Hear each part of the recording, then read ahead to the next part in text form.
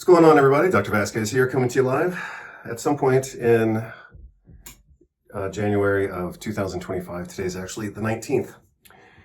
This is going to be part 5 in the recently started conversation on dietary protein, and in this conversation, which is going to be very short, I'm going to talk about cheese. So cheese is a good source of animal-sourced protein that is also considered vegetarian. So you've got lots of options. Cheese is mostly a combination of water, fat, and protein. So it is inherently low carb, and we have many different varieties. I'm going to show you some of my favorites. I love blue cheese. You can get blue cheese anywhere. But some cheeses come from specific regions. This happens to be a Spanish cheese, and this is not a Manchego, but I wish it were a Manchego. And the reason I don't have any Manchegos to show you is because I've eaten them all, because Manchego is probably my favorite cheese. This is a really good goat cheese from Spain that has truffles in it, and it's excellent. I love it, even though, like I said, it's not Manchego. So Manchego cheeses come specifically from a region in Spain called La Mancha, and only cheeses from that area can be called Manchego cheese. So if you get a Manchego cheese, by definition, it's from that particular region in Spain. This is another goat cheese. This one's flavored with wine, like very slightly. I don't even know how they do it. Maybe it's just on the border. It's very light, but it's very creamy. Also a very delicious goat cheese. And the one that I'm going to show you right now is this CAMEMBERT, as you can see there. This is one of my favorite cheeses. And so part of the conversation on dietary protein also has to include like the finances of it. So this container of CAMEMBERT costs $6. So that makes it slightly more expensive than sardines. These are from Spain. I showed you these previously. This container of sardines for about $5, for about $5 US, contains 20 grams of protein. And a 20-gram serving of protein is reasonable for a small person. For a bigger person like me, I weigh about 220 pounds, 6'2". And yeah, I can eat this much, but it's a little on the light end for me. So usually I do 2 cans of these, which doesn't sound too, luxurious or elitist, but that's $10 worth of sardines right there. I could do 1 can of sardines and a container of cheese. That would give me 20 grams, and this entire container of cheese, which I've now taken out of the package, this actually comes from Germany. This container of cheese for $6 would give me about 25 or 22 grams of protein.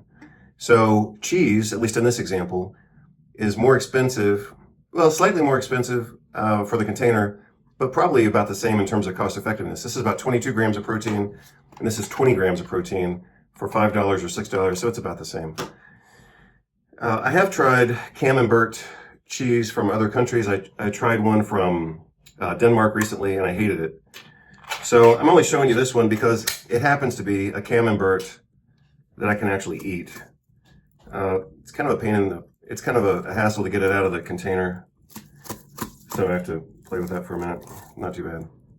I don't know, it's in a can, maybe just because of shipping from Germany. But anyway, CAMEMBERTs are very soft cheeses, even more soft if you warm them up. But you can see it's a white mold on the outside. And I'll cut off a piece so you can see the inside. It's just a good creamy cheese.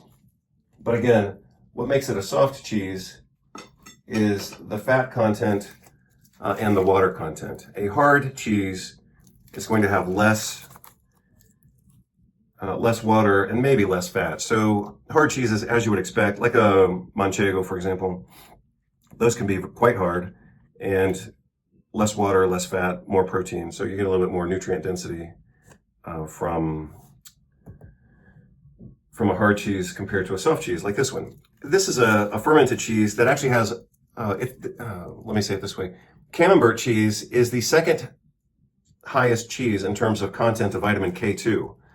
So, an American cheese or a cheddar cheese or something like that's not going to have the same vitamin K content. CAMEMBERT, second only to French, it's called a Munster cheese. I don't even know if I've ever had a Munster cheese. But anyway, that's the highest in vitamin K2 content. The second highest is CAMEMBERT. I would probably go with a CAMEMBERT. It's a lot easier to find, and it's good. You can eat it cold like I usually do.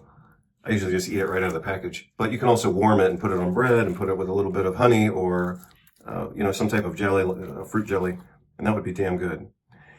Since I'm avoiding carbohydrates these days, I'm not going to do any bread, so that's why I'm just eating it out of the package. And the low carbohydrate diet would also explain why I'm a bit dull these days.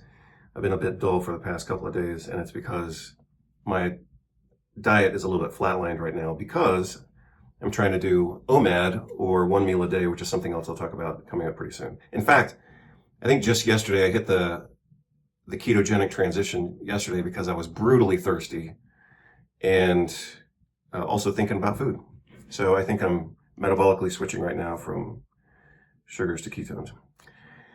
The only other thing I wanted to mention, just to make sure that I get it into the conversation, of course I'll develop this more later, is to distinguish like what nutrients we get from animal-based proteins that we don't get from vegetarian or more accurately vegan sources.